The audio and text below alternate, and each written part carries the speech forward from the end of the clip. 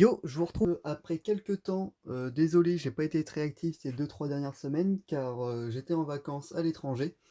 Donc le coffret est sorti il y a quelques temps, mais j'ai pas eu le temps de vous l'ouvrir sur la chaîne avant de partir.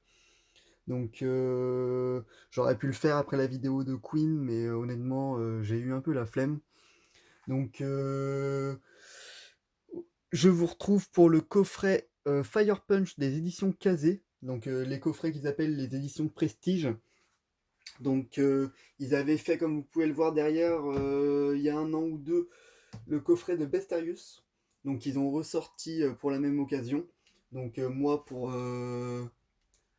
qu'il l'ait depuis quelques temps, je suis complètement dégoûté parce que c'était un coffret qui était censé être tiré qu'à 1000 exemplaires. Donc Kazé nous a chié dessus sur le coup. Tant pis, hein, j'ai envie de dire. Mais je vous le montrerai vite fait à la fin de la vidéo. Et donc, si vous vous demandez pourquoi j'ai sorti ce jump avec Chainsaw Man, c'est parce que Fire Punch est une œuvre que l'auteur a fait juste avant. Donc, trêve de bavardage et rentrons dans le vif du sujet. Avant de commencer, n'hésitez pas à vous abonner, liker, mettre un commentaire, bref, tout le patata habituel. Donc on va... Je sais pas si le cadrage se fait correctement, mais c'est un coffret qui est plutôt massif. Honnêtement, pour ranger ça, je sais pas du tout comment je vais faire. Donc vous avez le verso, les côtés, donc, comme dit Kazé, édition Prestige. Donc très beau coffret, très belle boîte. Alors déjà que le Bestarius, j'avais du mal à le ranger, alors celui-là, j'en parle même pas. Je pense que je le rangerai comme ça. À voir, à voir, à voir. Je sais pas si je l'ai dit, mais je connais pas du tout l'œuvre, mais j'en entends que du bien. Tiens, je vais prendre la règle et on va vite fait le mesurer pour que vous fassiez une idée du machin que c'est. Donc là, c'est une règle de 30 cm. Donc on arrive à peu près là. Donc ouais, le coffret fait à peu près 49 cm. Donc c'est... Ouais, non.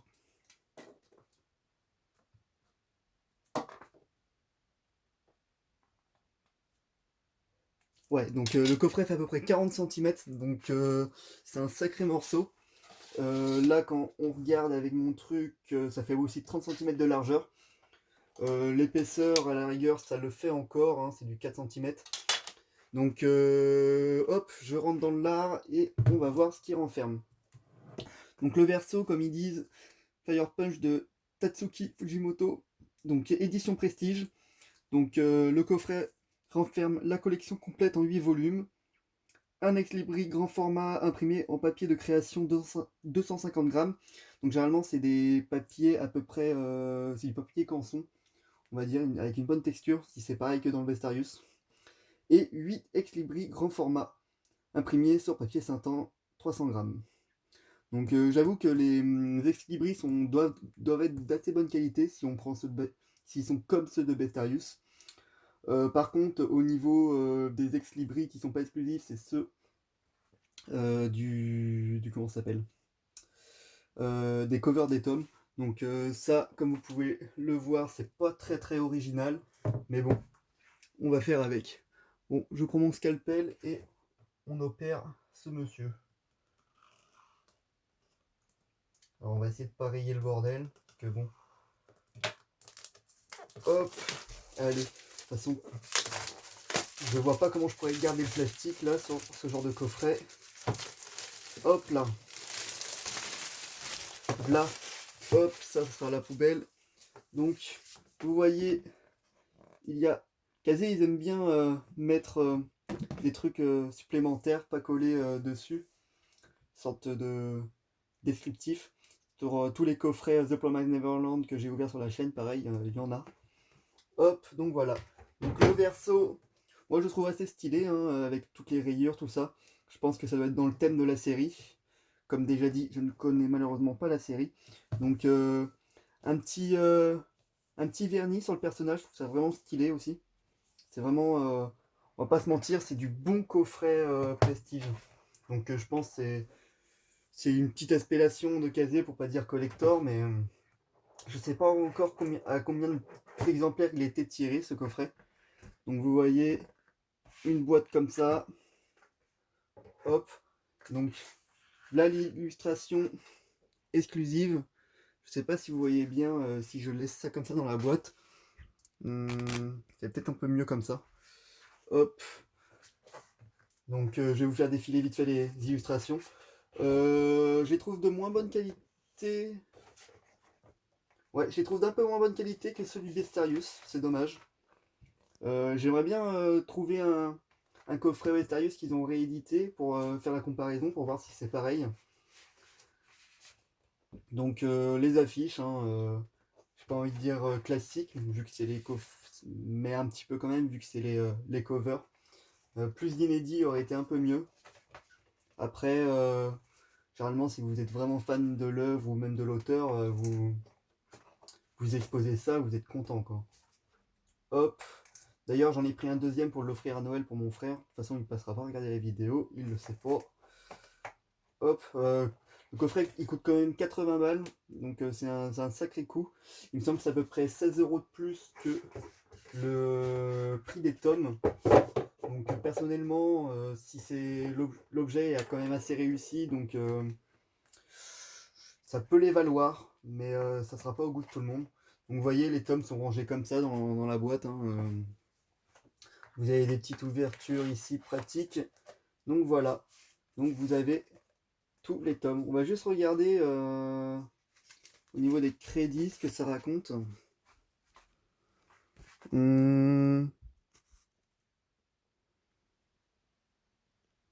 Donc achevé d'imprimer en mai 2021, dépôt légal 2017. Donc il n'y a pas d'indication comme quoi il vient du coffret Prestige. Assez dommage ça. C'est vrai que Kazé généralement ils se font pas chier. Tous les éditeurs se font pas chier, on va pas se mentir. Surtout maintenant avec la pénurie de papier, les problèmes qu'il y a avec les libraires et tout. Donc je sais pas si ça a changé vu que ça fait 3 semaines que j'étais pas en France. Mais mon libraire me disait que il peut plus commander de manga de chez Canet Édition en un seul exemplaire. Il est obligé d'en prendre 3. Donc c'est complètement... ça tue le marché. C'est vraiment dégueulasse. Je sais pas ce que je fais avec les tomes. J'arrête pas de les... Je suis en train de les sortir. On va voir s'il n'y a pas un petit truc en dessous en plus. Et non, il n'y a rien du tout. Je vais vous lire au moins le résumé du premier tome. Alors où est-ce qu'il est le coco? Mais moi, là, quand j'avais lu le résumé, j'étais assez hypé. Vraiment, je me dis, ça doit être de la bonne cam. Donc, plongés dans une nouvelle ère glaciaire où le chaos et la famine règnent sur Terre, les hommes sont prêts à tout pour survivre. Parmi eux, certains possèdent des dons surnaturels. Agni et sa sœur Luna font partie de ces élus et utilisent leur pouvoir de régénération pour nourrir les habitants de leur village. Mais un jour, un terrible malheur les frappe. Agni sera le seul survivant du massacre qui a brûlé ses proches. Il part alors dans une quête effrénée pour assouvir sa vengeance. Donc ça a l'air d'être un petit seinen assez dark. On va feuilleter vite fait les pages. Alors je sais pas si c'est un seinen, hein, je mettrai en correction. En tout cas, le style graphique de l'auteur de Chainsaw Man est vraiment présent. Ça c'est cool. Donc ça c'est une œuvre qu'il a fait avant Chainsaw Man. Hein. Moi j'aime beaucoup le style du dessin de l'auteur. J'avoue que j'étais pas très emballé des deux trois premiers tomes de Chainsaw Man, mais ça se bonifie vraiment par la suite. Et c'est vrai que ces personnages sont assez loufoques et ça donne vraiment un bon plus à ses œuvres. Donc celle-là, à mon avis, ça va pas être une œuvre qui va être très très drôle, mais on verra par la suite. Hop, donc moi je vais ranger tout ça correctement. Je lirai les tomes, peut-être ces jours-ci, vu que je suis encore en vacances, donc je vais en profiter. Par contre, le coffret, je l'ai laissé chez mes parents parce que j'ai pas la place chez moi. Hop, toc. Donc comme je vous dis, gardez toujours ça, on sait jamais. Comme ça, le coffret, il est vraiment en intégrale. Hop, donc je ferme, puis je vais vous montrer du coup le Bestarius. Je vais mettre pause au cas où la vidéo se coupe.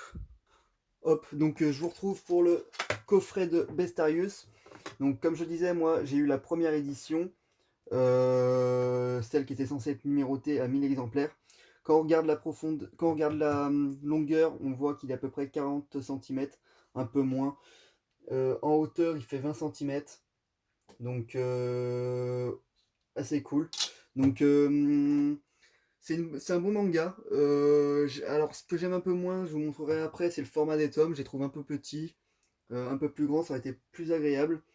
Donc c'est de l'histoire de la fantasy médiévale, hein, un style qui est cool. Je préfère juste le médiéval, moi, mais bon, avec un peu de fantasy, ça donne une petite touche de piment.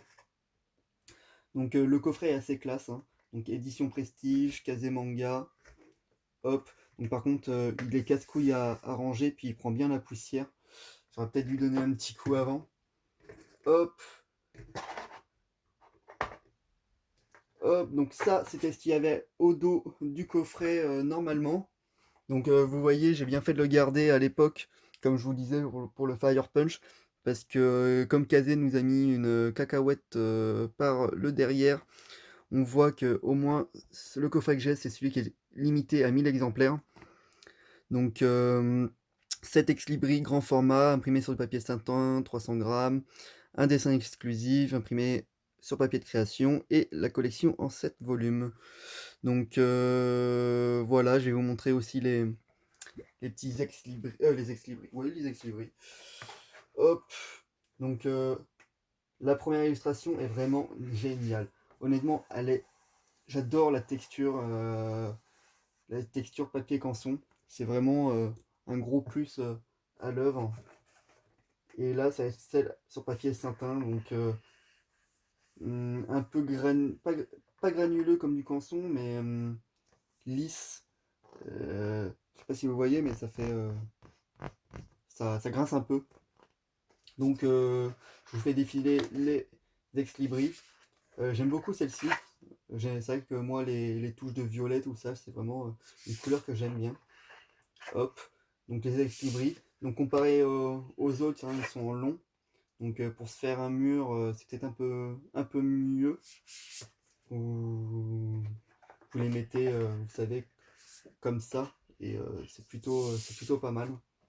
Comparé aux Fire Punch qui eux vont prendre beaucoup trop de place. Hop, et comme je vous disais, du coup, ce que j'aimais pas trop, c'est les tomes, je les trouve un peu petits. Par exemple, qu'est-ce qui me vient en premier?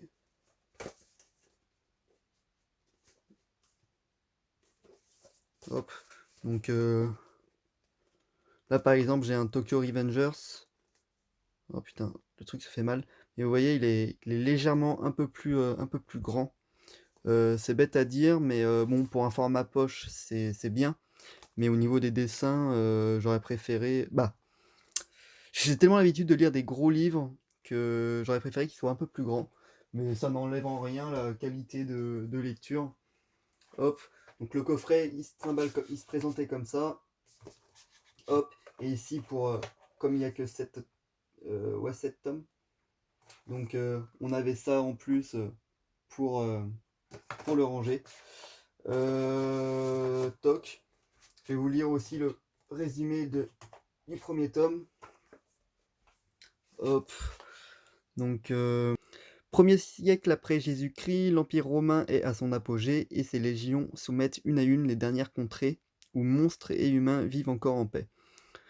Criminels, innocents, orphelins, demi-humains, wyverns, tous constituent les rangs d'esclaves guerriers jetés dans l'arène et forcés à s'entretuer pour divertir l'empereur Domitien et les Romains avides de sang. Parmi ces combattants se trouvent des gladiateurs qui affrontent fauves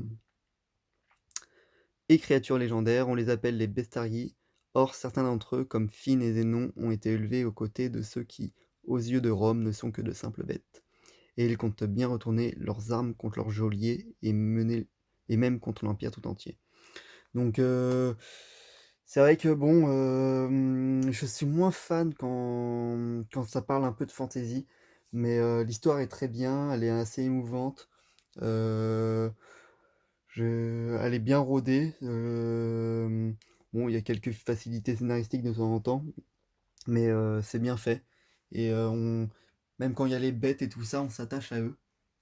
Il y a également un peu de gore, bah pas de gore, mais il y a du combat, hein, ça parle de gladiateur. Euh, Graphiquement, c'est très beau, hein, j'aime beaucoup ce style rayé, etc. Donc, un bon manga, un bon manga.